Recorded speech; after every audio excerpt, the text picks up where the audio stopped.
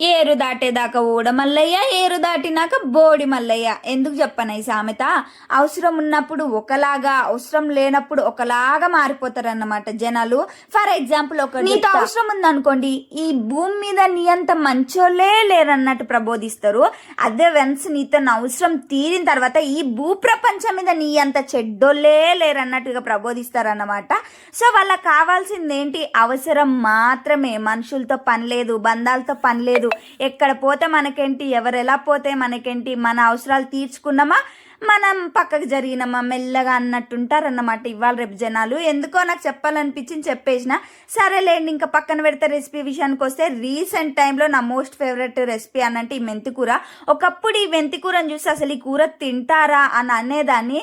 తింటే ఇలాంటి కూరనే తినాలరా బాబు అనే స్టేజ్కి వచ్చాను అన్నమాట. నిజంగా చేదు ఉంటుంది, అస్సలు బాగోదు అని అనుకున్నాను, కానీ నిజంగా నేను చేసిన ప్రాసెస్లో అయితే చేయండి, సూపర్ ఉంటుంది.